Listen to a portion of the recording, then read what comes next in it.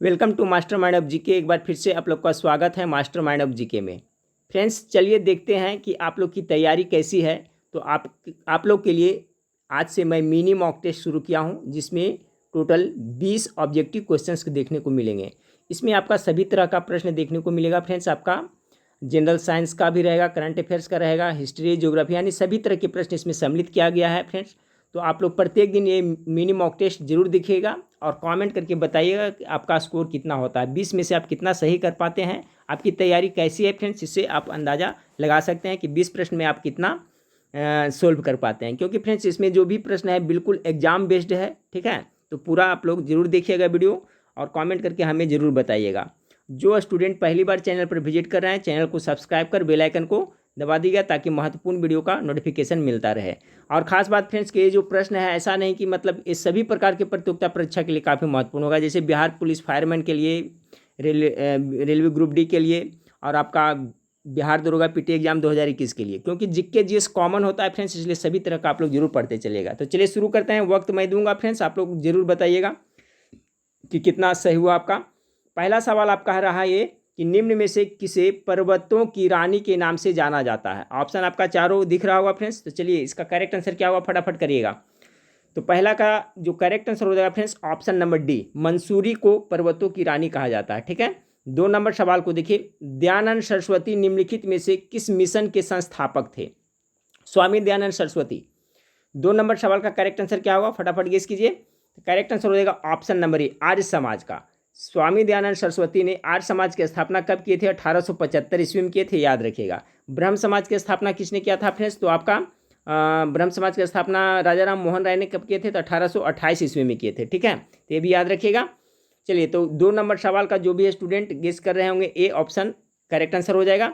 सवाल नंबर 3 को देखें, सप्तवर्षीय युद्ध किन 2 देशों के बीच लड़ा गया था। ठीक है, 3 नंबर सवाल का करेक्ट आंसर क्या होगा, तो देखिए ये आपका सप्तवर्षीय युद्ध है जो आपका इंग्लैंड और फ्रांस के बीच लड़ा गया था। ऑप्शन नंबर डी इसका करेक्ट आंसर हो जाएगा। 4 नंबर सवाल को देखें कि भारतीय संसद का उच्च सदन किसे कहा जाता है। 4 नंबर सवाल का करेक्ट आंसर क्या होगा, तो भारतीय संसद का जो उच्च सदन है किसे, राज्यसभा को कहा जाता है, और लोकसभा को क्या कहा जाता है, निम्न सदन कहा जाता है। ठीक है, संसद के कितने 3 अंग होते हैं फ्रेंड्स, राष्ट्रपति, राज्यसभा और लोकसभा, जिसमें आपका राज्यसभा को क्या कहते हैं, उच्च सदन कहा जाता है, और लोकसभा को निम्न सदन कहा जाता है। राज्यसभा है जो आपका कैसा है, अस्थाई सदन है, सभी को पता है अस्थाई सदन है। और लोकसभा है क्या, ये अस्थाई सदन नहीं है, भंग होता है। राज्यसभा का जो सदस्य होता है फ्रेंड्स, उसका न्यूनतम आयु कितनी होती है, तो 30 वर्ष होती है कम से कम राज्यसभा सदस्य बनने के लिए, जबकि लोकसभा का कितना होता है, तो 25 वर्ष होती है। ठीक है, 5 नंबर सवाल के देखें, सत्यव्रत कादियान निम्न में से किस खेल से संबंधित है। 5 नंबर सवाल का करेक्ट आंसर क्या होगा, तो देखिए सत्यव्रत कादियान है जो आपका कुश्ती से संबंधित है। ऑप्शन नंबर सी इसका करेक्ट आंसर हो जाएगा। 6 नंबर सवाल देखें, बॉम्बे स्टॉक एक्सचेंज BSE किस वर्ष स्थापित किया गया था। बहुत अच्छा सवाल है फ्रेंड्स।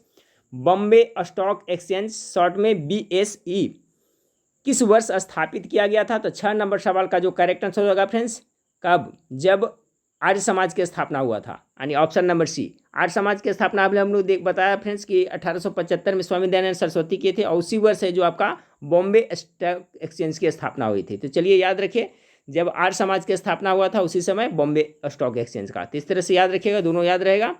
7 नंबर सवाल देखें, पुस्तक a book of light when A loved one has a different mind के लेखक निम्नलिखित में से कौन है। पुनः एक बार से सुने, पुस्तक a book of light when a love one has a different mind के लेखक निम्नलिखित में से कौन है। 7 नंबर सवाल का गेस करें क्या कौन होंगे, तो इसका करेक्ट आंसर 7 का हो जाएगा फ्रेंड्स, ऑप्शन नंबर ए हो जाएगा, जैरी पिंटो के द्वारा ये बुक लिखा गया है। अगला सवाल 8 नंबर सवाल आपका है कि 1939 में सुभाष चंद्र बोस द्वारा शुरू की गई पार्टी का नाम क्या था। 8 नंबर सवाल का गेस कीजिएगा। तो 8 नंबर सवाल का जो करेक्ट आंसर हो जाएगा option number D, all India forward block.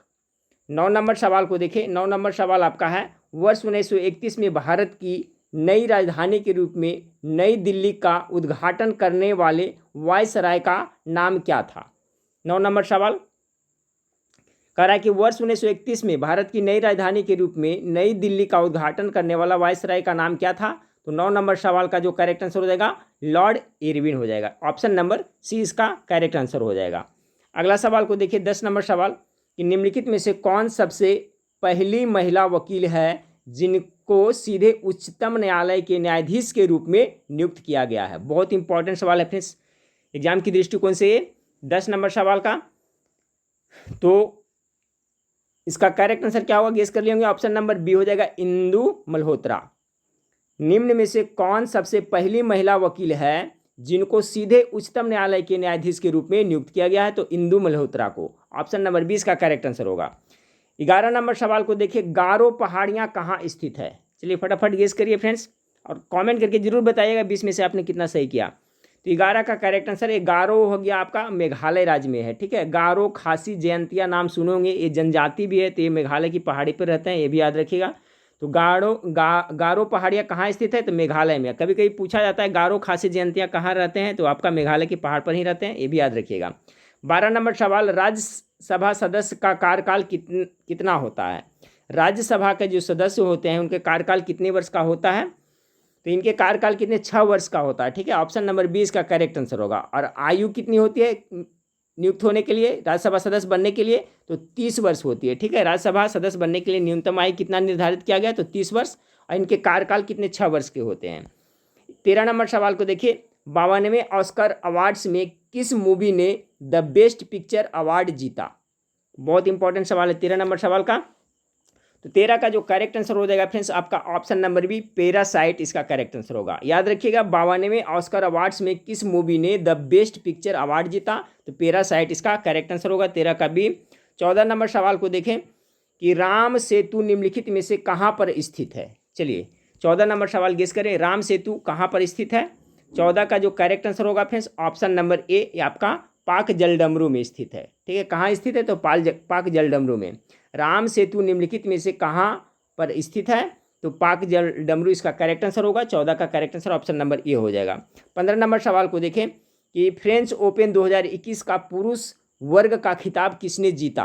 15 का देखिए फ्रेंड्स ये बहुत ज़्यादा इंपॉर्टेंट है आपका सभी प्रतियोगिता परीक्षा के लिए। हो सकता है बिहार पुलिस फायरमैन में एक क्वेश्चन पूछा जाए, नहीं तो रेलवे ग्रुप डी में, नहीं तो आपका बिहार दरोगा पीटी, कहीं ना कहीं ये क्वेश्चन जरूर पूछा जाएगा, इसलिए इसको आप याद रखना बहुत जरूरी है।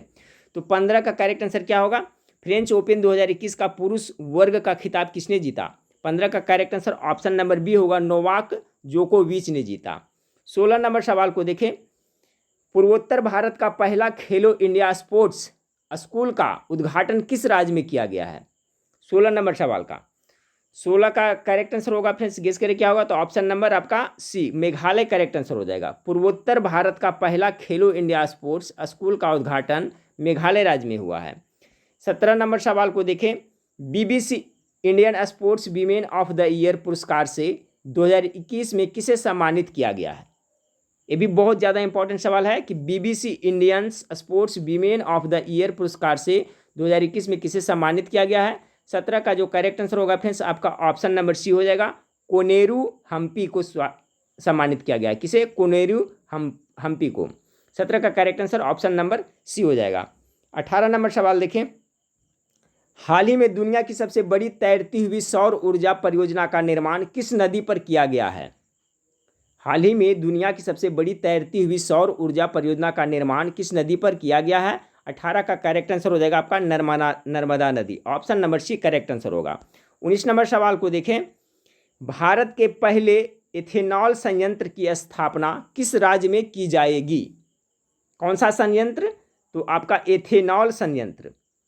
19 का करेक्ट आंसर हो जाएगा आपका ऑप्शन नंबर बी छत्तीसगढ़ में। तो याद रखें भारत के पहले एथेनॉल संयंत्र की स्थापना छत्तीसगढ़ में की जाएगी, option number B correct answer होगा।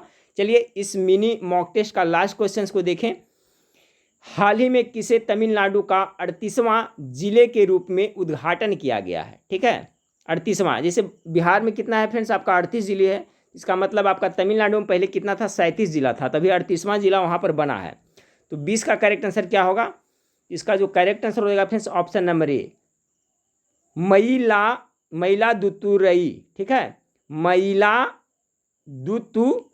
यही है जो आपका तमिलनाडु का 38वां जिला बनेगा, यानी ऑप्शन नंबर ए इसका करेक्ट आंसर हो जाएगा। ठीक है फ्रेंड्स, तो देखिए ये आपका 20 प्रश्न का मिनी मॉक टेस्ट था, प्रत्येक दिन मैं ये प्रोवाइड कराऊंगा फ्रेंड्स। और जैसा कि आप लोग को पता है कि बिहार पुलिस फायरमैन का भी एग्जाम डेट अब दिसंबर में ही होगा, क्योंकि अभी पंचायत का इलेक्शन चल रहा है, ठीक है। तो आप लोग पढ़ाई करते रहें, और मैं क्वेश्चन आपका सिलेबस अनुसार क्वेश्चन टाइप करके फ्रेंड्स वीडियो भी प्रोवाइड करा रहा हूँ धीरे धीरे, और वेबसाइट पे डाल रहा हूँ। तो 1 महीना के अंदर आपका पूरा कोर्स कंप्लीट हो जाएगा, जिसे मैं यूट्यूब पर भी डाल दूंगा और सभी प्रश्न को वेबसाइट पर डाल दूंगा। तो वेबसाइट पर जाकर आप लोग आराम से पढ़ते रहिएगा। वेबसाइट का नाम सभी को पता होगा फ्रेंड्स, gkmastermind.com आप लिखिएगा गूगल में तो आपका आ जाएगा। वहाँ पर जा करके बहुत सारा प्रैक्टिस सेट है, वहाँ पर जाकर आप लोग पढ़ाई करते रहिएगा, ठीक है। नहीं तो इसका लिंक भी इस वीडियो के नीचे डिस्क्रिप्शन में दे दूंगा, नहीं तो गूगल में आप जीके मास्टरमाइंड खाली सर्च करिएगा तो मेरा वेबसाइट आ जाएगा, ठीक है फ्रेंड्स। तो ये मॉक टेस्ट कैसा लगा कमेंट करके हमें जरूर बताइएगा। नेक्स्ट वीडियो में फिर मिलते हैं, देखने के लिए थैंक यू, धन्यवाद।